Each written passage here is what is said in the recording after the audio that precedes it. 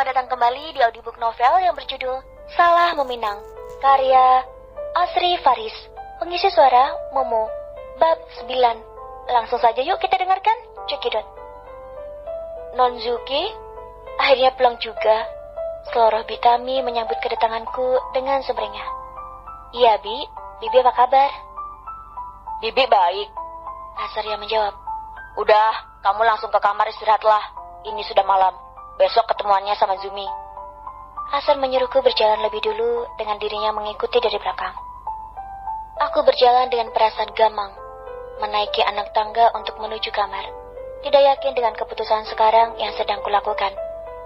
Namun karena berhubung ini sudah malam, akhirnya aku memutuskan menurut saja dan masuk ke kamar yang sebelumnya menjadi kamarku. Aku mengernyit menghentikan langkahku tepat di depan pintu kamar ketika Asar terus mengikutiku dan tidak langsung menuju kamarnya. Aku menatapnya dengan rasa tak suka. Oke, aku cuma nganter sampai sini. Asar mengangkat kedua tangannya tinggi-tinggi. Silakan masuk, aku akan masuk ke kamarku. Lalu ia pergi dan menuju kamar di sebelahnya. Aku membuka pintu kamar yang sudah 2 minggu ini aku tinggalkan. Aku mengunci pintunya terlebih dahulu sebelum menghempaskan tubuhnya ke kasur. Tak ingin sesuatu terjadi padaku lagi. Sudah cukup, sudah jangan sampai Asar memasuki kamarku dan melakukannya pada diriku. Ku tatap langit-langit kamar dengan plafon warna putih itu. Perlahan mataku mulai lelah sebelum aku benar-benar terlelap. Aku bangkit dari ranjang dan menuju kamar mandi untuk membersihkan diri, gosok gigi dan mengambil wudhu, menunaikan sholat isya yang sudah tertinggal jauh. Aku baru saja selesai melipat mukena ketika tiba-tiba pintu kamarku diguncang dari luar seperti ada yang akan masuk. Aku bersyukur karena tadi aku menguncinya dari luar. Tak ingin ambil pusing dengan orang di luar sana, aku memutuskan untuk tidur saja. Asar memutuskan kembali ke kamarnya dengan sedikit kesal. Setelah berusaha masuk ke kamar Zuki, namun ternyata pintunya itu dikunci. Zumi sudah tidur sedari tadi ketika Asar pulang. Dirinya mengamati Zumi dari tempatnya duduk sekarang. Ada rasa yang mulai mengganjal di hatinya. Perempuan ini terlihat begitu tenang dan malah menginginkan aku terus bersama Zuki. Lalu diambilnya benda kesayangan sejuta umat itu. Karena tidak bisa masuk ke kamar Zumi, Asar terpaksa menghubungi lewat ponsel. Pria kejam calling. Ponsel terus berbunyi secara terus-menerus membuatku yang baru beberapa detik menutup matanya menyesali keteledoranku yang tidak menonaktifkan ponselnya sebelum tidur. Dengan setengah malas, aku menggeser tombol hijau di layar ponselku. Apa? Aku mau bicara. Besok saja, ganggu orang tidur saja. Buka pintunya atau aku dobrak. Dobrak saja, aku tidak peduli. Please, kali ini saja. Aku sedang tidak ingin berantem. Aku mendesah tak percaya. Dengan sedikit malas, aku turun dari kasur dan membukakan pintu untuk Asar. Asar langsung mendorong pintu itu. Begitu putaran kunci aku mainkan.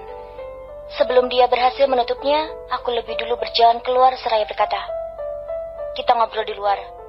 Asar mengenyit, namun dia akhirnya mengikuti saranku juga. "Mau ngomong apa? Cepat, aku mau istirahat." "Kenapa tidak di kamar saja?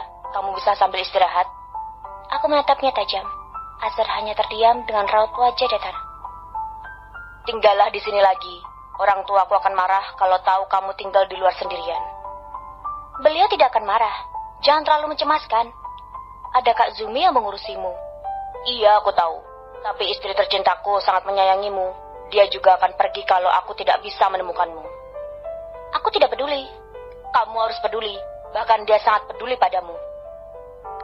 Asar benar, Kazumi terus bersikap baik padaku sekalipun aku memasang wajah tak suka dan ketus.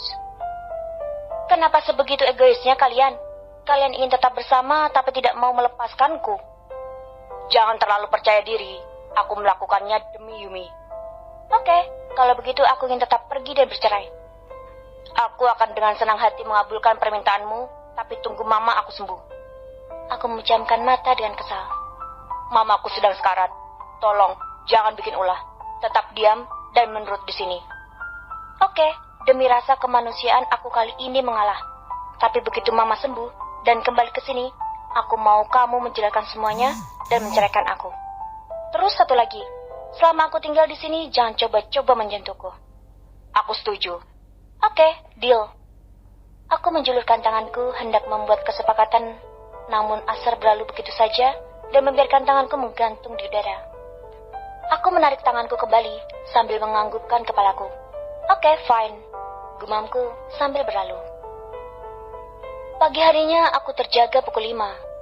Rencananya setelah bertemu Kak Zumi, aku ingin langsung pulang ke kos mengambil barang-barangku. Bu Emma mengetuk pintu kamarku ketika jam 6:30.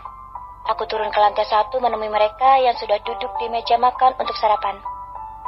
Pagi Kak Zumi, Mas Asar, sapaku sambil menarik kursi di antara mereka dan mendudukinya. Mendengar suaraku, Kak Zumi langsung berdiri dari kursinya dan menghampiriku. Sejurus kemudian memelukku dengan lembut. Yuki, aku senang kamu pulang. Jangan pergi lagi. Kasihan Asar. Aku menatapnya dengan dahi berkerut. Aku muak dengan sikap Zumi yang selalu baik dan lembut padaku, walaupun aku bersikap cuek. Kenapa harus kasihan Asar, Kak?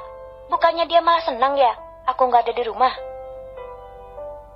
Ya enggak lah, Ki. Asar juga merasa kehilangan. Laki-laki itu berdecak, mungkin kesal dengan obrolan kita berdua. Aku berangkat dulu. Asar bangkit dari duduknya. Kak Zumi meraih tangannya untuk salim dan Asar mencium kening Kak Zumi. Pemandangan pasangan yang bahagia. Aku hanya menatapnya dalam diam. Namun siapa yang mengira jika Asar juga melakukan hal yang sama padaku? Aku tertegun dan diam sejenak, mengamati situasi yang telah terjadi. Ketika tiba-tiba Asar mencondongkan wajahnya dan mencium keningku juga. Please, jangan sok perhatian. Aku benci semua ini. Aku benci sentuhan apapun darimu. Setelah sarapan, Kak Zumi mengajakku ngobrol. Aku penasaran dengan apa yang ingin Kak Zumi katakan. Ternyata dia hanya bilang, Yuki, belajarlah mencintai Asar. Jangan pernah berpikir untuk berpisah dengannya lagi. Bantu mengurusi dia. Siapkan semua keperluannya. Aku yakin suatu saat Asar akan sangat mencintaimu. Beri aku alasan, kenapa aku harus melakukan itu semua, Kak? Karena kamu istrinya. Kak Zumi juga istrinya. Kenapa nggak kakak aja? Asar mencintai Kak Zumi. Masalah bilang ke ayah dan bunda, biar nanti aku yang ngomong sama mereka. Aku yakin mereka pasti akan mengerti. Zumi menggeleng. Aku tidak bisa terus bersamanya. Kamu akan menjadi satu-satu istri Asar. Aku tidak mau. Keputusanku sudah final. Sekalipun aku pergi dari sini, tolong beri aku waktu sedikit saja. Kak Zumi ini sangat aneh. Kemarin pas menikah pergi, dan sekarang sudah menikah juga akan pergi. Kakak mempermainkan perasaan orang lain. Bukan hanya aku, tapi Asar juga. Aku mohon, jangan pergi, Zuki. Kakak minta maaf sudah melibatkanmu. Tapi hanya ini caranya agar kamu tetap bersama Asar. Tolong, jangan memohon untuk hal yang bahkan aku tak sanggup. Aku benci poligami. Oke, kakak minta maaf. Aku juga benci poligami. Lah, itu kakak juga sependapat. Zumi menggeleng lemah. Air matanya mulai menetes. Tangannya meraih tanganku dan menggenggam lemah. Tiba-tiba tubuhnya merosot ke lantai. Sampai di sini dulu ya ceritanya. Terima kasih sudah mendengarkan dubbingan aku. Jangan lupa like dan follow Momo ya. Aku tunggu di bab berikutnya. Bye-bye.